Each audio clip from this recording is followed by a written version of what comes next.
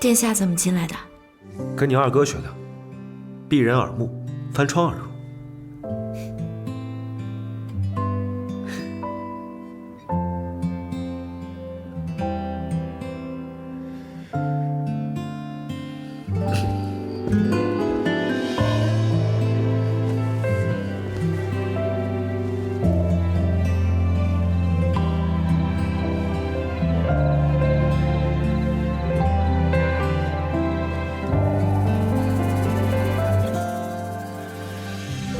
殿下深夜私闯民宅，有违律法。时事事出有因。今日发现庆元典当行与荆州驻军副指挥使有所勾连，我这才从驻地赶过来。可抓到人了？没有，那人听到些风声，提前溜走了。不过白风雨去追查。那殿下回来做什么？我本想与你一同出发，可现在看来，得再多等几日。所以，不知你是和秦衍一起走，还是等我一起？我是秦家女儿，还是跟着秦衍一起走吧，免得落人口舌，和周永后不好交代。说的也是。自秦衍来后，我都不好以公事的名头留住你。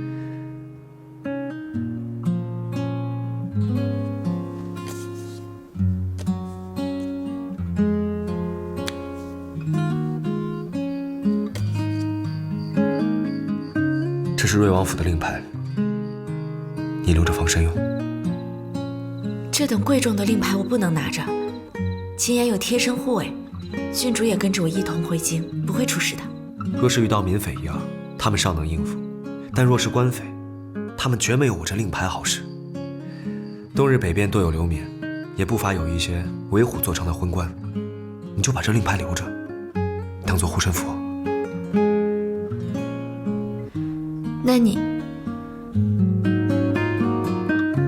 那殿下要在荆州待多久？待我抓住那军中败类，我就来追你。放心吧。殿下英明神武，我没什么不放心的。我借你这凉榻一用。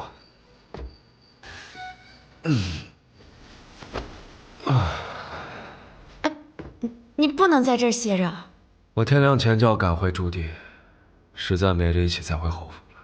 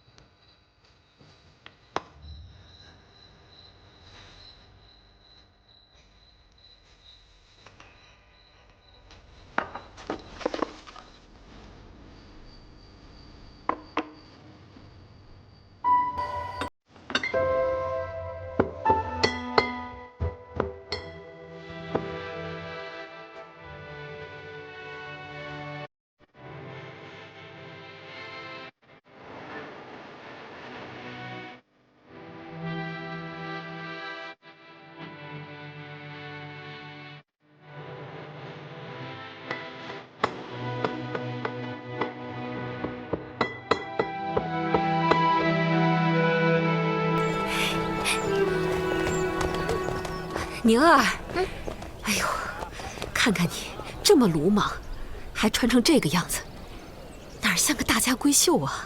我觉得宁儿穿成这样分外飒爽。母亲，我现在是小婉儿的贴身护卫，要是穿得太过繁琐的话，会影响我拔剑的速度。哎呦，好了好了，月女侠，答应我，这一路上一定得小心。母亲，哥，你们不要担心我，我一定会照顾好自己的。我走啦。你们要保重啊。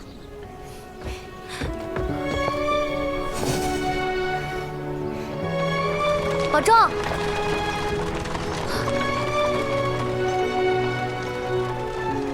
一定保护好自己就行。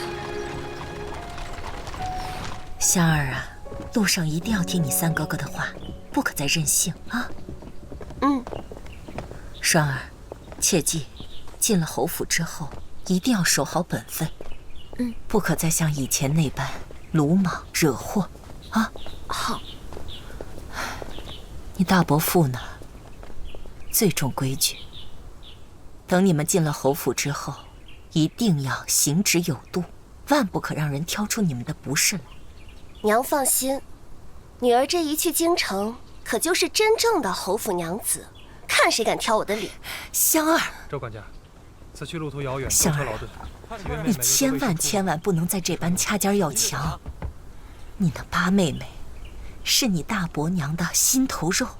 进了侯府之后，只要奉承好你大伯娘，亲是不会差的啊！哎呀，女儿都知道了。婶娘，东西都收拾的差不多了，我们可以出发了。有劳眼哥了。您就放心吧，3位妹妹的安危都包在我身上。好，跟你二哥辞行。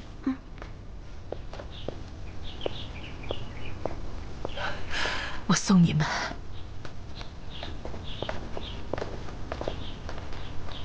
二哥，我走了。哦，九妹妹，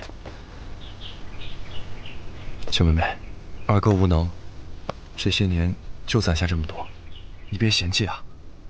二哥，你这是何意？秦香有母亲护着，秦霜就算差一等，也不会太受苛待。唯独你在京城无依无靠，这些银钱留着你救急，给。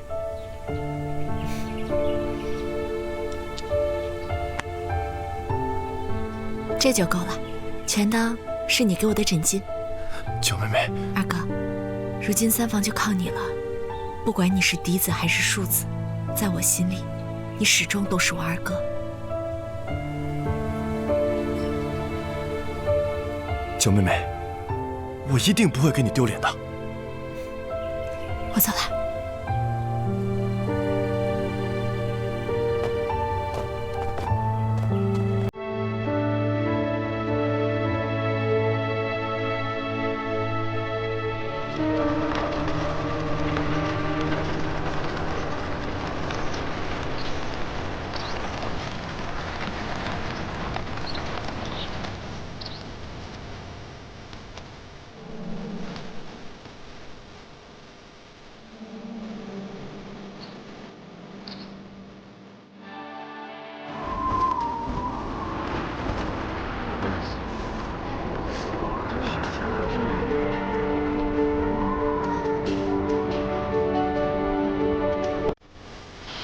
爹，娘，女儿终于可以如愿进京了。无论害你们的人如何位高权重，女儿都会竭尽全力为你们沉冤昭雪。金主，你喝。你们2个跟我来。还未到冬月，怎么会这么冷？好端端的非要弃了水路，这穷乡僻壤连辆车都顾不到，秦往还能赶到驿站吗？且忍忍吧，越往北走越冷，过几日运河上冻了，就行不得船了。还是郡主见多识广。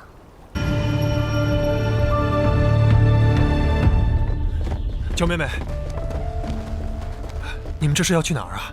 大师兄家里的小厮出了事，我去看看。你不能去。大师兄待我不薄，家宅出此大事，我不能袖手旁观。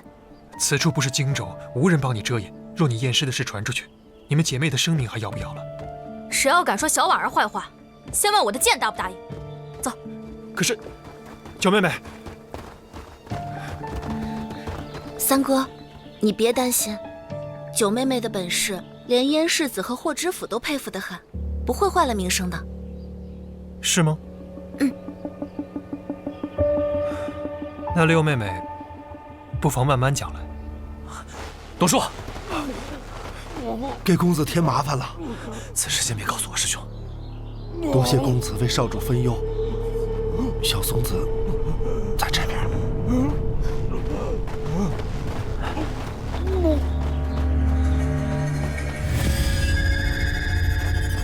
宁儿别过去。茯苓去把我的箱子和纸笔拿过来。是，我跟你去，我有功夫。走。啊。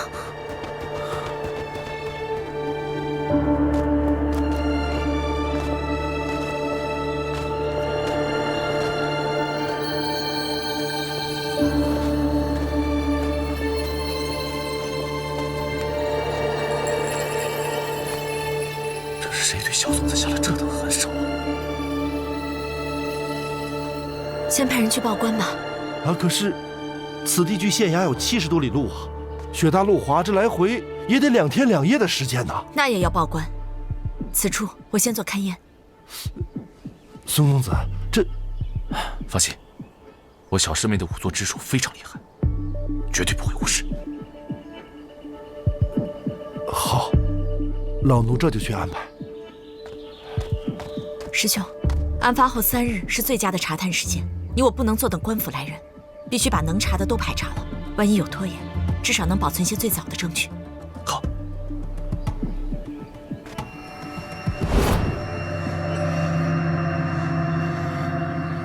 是谁第一个发现小松子的？是小的。这么早，你为何会在这儿？小的负责日常打扫，待身体痊愈便要下山去了。小的感谢主人活命之恩，今晨特地早起，想为主人再扫扫雪。可谁知途中看到一只野猫，小的便一路追着，就看到了小松子。你身体尚且虚弱，为何要去追那只野猫？昨日白公子吩咐过，让小的们务必把野猫捉干净了，免得夜里惊着几位娘子。你先下去吧，这2日别乱走，衙役们会再来找你问话。小的记住了。小婉儿，那……哎，我来。多谢师兄。小婉儿，你那3哥好像在和管家商量，要立刻上路。眼下这情形，谁也走不了。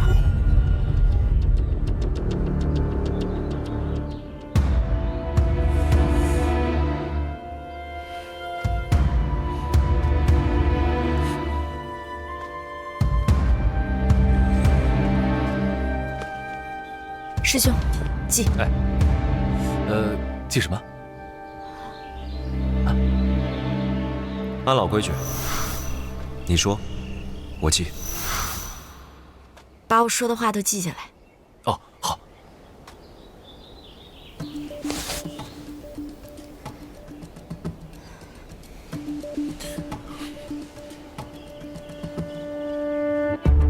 记。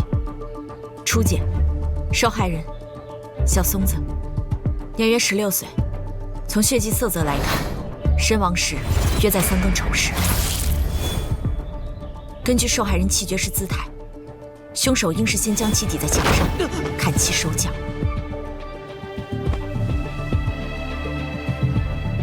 从腿部伤口来看，凶手应是想将其手臂也砍断，但刀刃渐钝，手臂才未被砍断。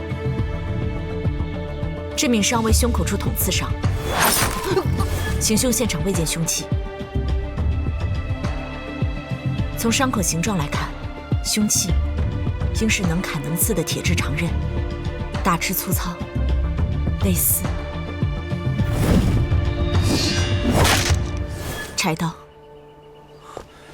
这行凶之人莫非是以虐杀取乐的疯子？怎么会对小松子有如此大的恶意啊？行凶情由还需再做排查，请师兄先让人将此处包围起来，日夜看守，待官府勘察之后再做收敛。放心。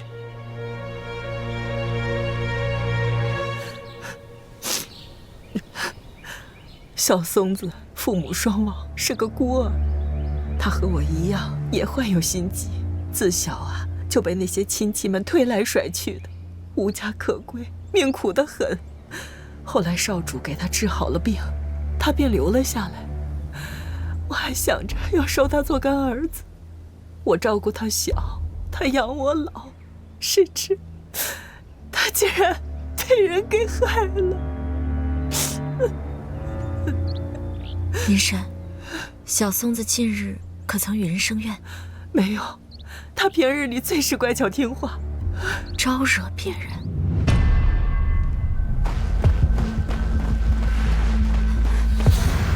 宁儿，去墙上看看有没有新脚印。好。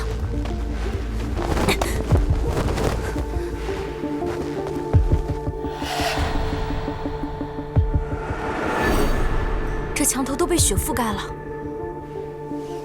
小婉儿，新的脚印是什么样的？为何偏偏昨夜下了雪？不管脚印新旧，看看雪上是否有脚印。没有。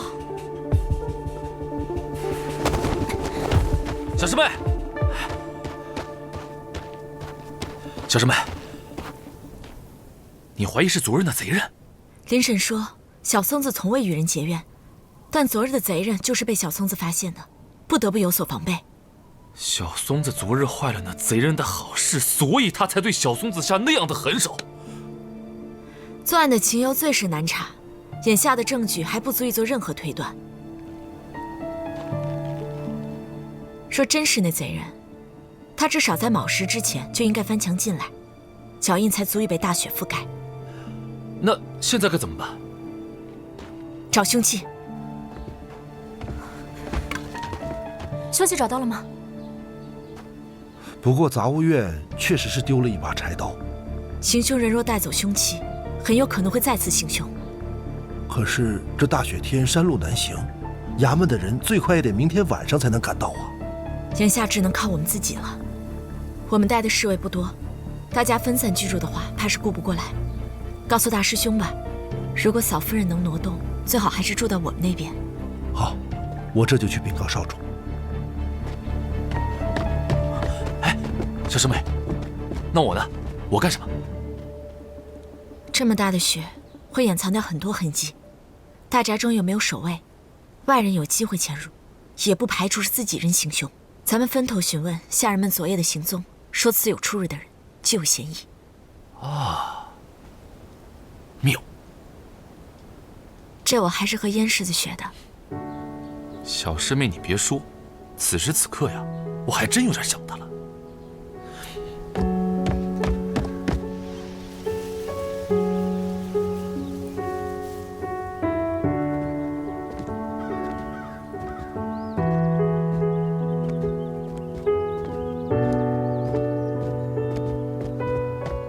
宁儿，你怎么在此处啊？我替你看门呢。守门我总比府练强吧？你们呢？查到什么了吗？哦，有出有入，严丝合缝。你没看错，燕池不仅送他回来，竟还把世子令给了秦婉。小人看得清清楚楚，燕世子对九娘子可不是一般的维护，还命官差们尊称九娘子为九先生。想不到燕池对秦九如此推崇啊！也难怪安阳侯肯收她为义女，如此便说得通了。你看秦九，对燕池可有情意？九娘子心思不显，小人一时还看不出来。这燕池在军中颇有威望，与太子和成王却都情分平平。若能借着秦婉，让燕池与我们侯府走得近些，太子的声势便足以压过成王。可燕世子行事向来独断专行，不讲情面，九娘子未必……我知道，此事先不着急决定，待回京中问了父亲再说。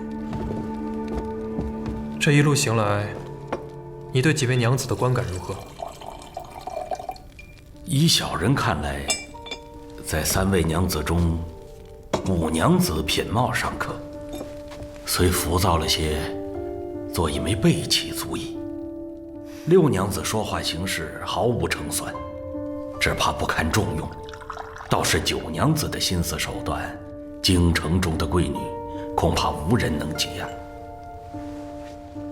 那你觉得秦九与雨儿相比，如何？八娘子太过顺风顺水，在心性城府上，怕是比九娘子略逊一筹。你是说，父亲应该把秦九排在雨儿之前？九娘子虽好，但二房与侯府的情分，九娘子若是进了宫，只怕不会顾念着侯府。秦九这般人才啊，就像是一把双刃剑，用得好，能斩妖除魔；用得不好，轻易便能反噬自身。不过他终究姓秦，就算再怎么掌控，也得与侯府一荣俱荣，一损俱损。只是今后做事务必周全些，万不可让秦九与我们侯府离了心才是。小人明白。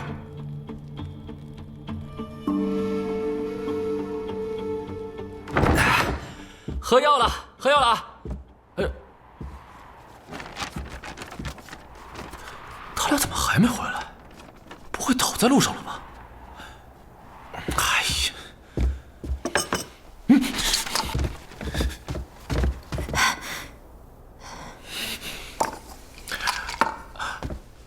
哎，别问，问就是我现在也不知道他们人在哪儿。你看，这药我已经热了2次了，那他们不回来喝我也没办法。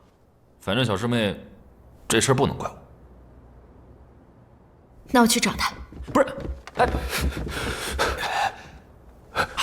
呀，干什么你俩？你俩怎么才回来？再晚点回来，小师妹该让我喝你俩洗澡水了。回来了啊！放心，我没事儿。行了，喝药。哎，主子，我好了。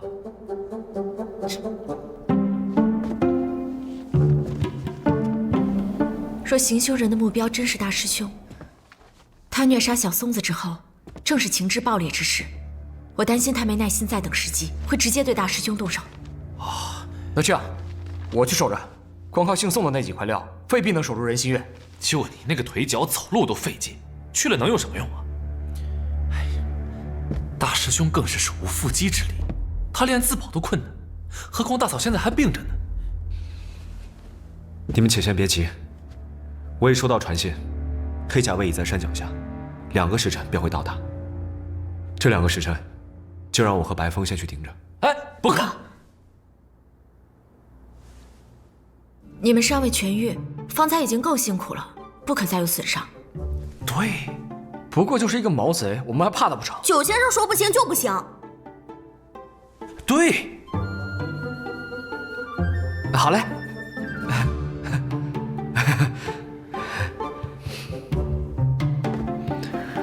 放心，我们只是去勘察地形，帮他们布置些人手。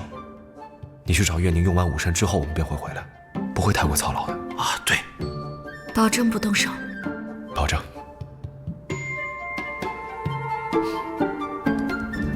他要攀高枝，就让他攀去呗，你管他干什么呀？我跟他好歹是姐妹，不能眼看着他自讨苦吃吧？你们聊什么呢？还不是你的好五姐秦香，她呀攀上白家喽。昨夜五姐偷偷溜出去过，今天早上我在她妆帘里发现了枚玉蝴蝶，我怀疑她是去见白公子去了。你确定那玉蝴蝶是白公子送的？那蝴蝶玉质上乘，绝非一般人家能有的。更何况五姐眼高于顶，这百草园里除了白公子和燕世子，她还能看上谁？这次我占清霜。九妹妹，你觉得那白公……不管真心与否，以白家的身世，白公子的婚事恐怕自己都很难做主。男女孤身私会，只对秦香不利。那你去劝劝他吧，他也只对你忌惮一二。我说的话他更不会听了。如今这百草园里不安全，你和他都不要私自乱走。等抓到行凶之人，我们就立即启程。这期间，你只要别让他干出自毁前程的傻事就好。也只能这样了。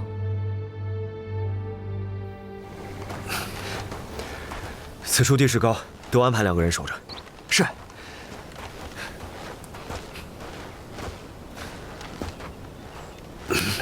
主子，九娘子不在这儿，让我扶着您吧。用不着。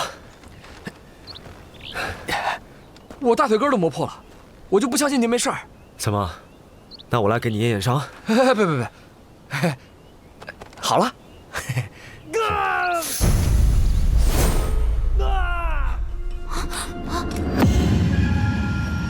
听声音应该是药库那边，我去看看。你先别去，有危险。没事，我会小心的。你回房盯着秦香，千万不要出门。茯苓留下，师兄若是来找我，让他尽快去药库。好，娘子慢点儿。九妹妹真厉害。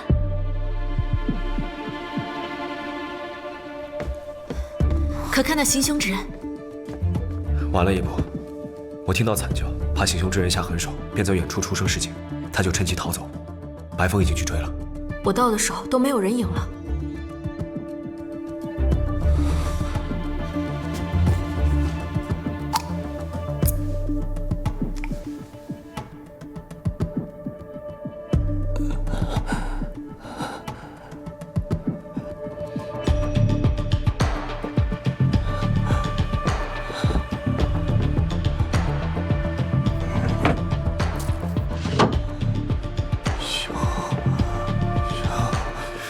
别说话了，含着。别等了，别等了。别等什么？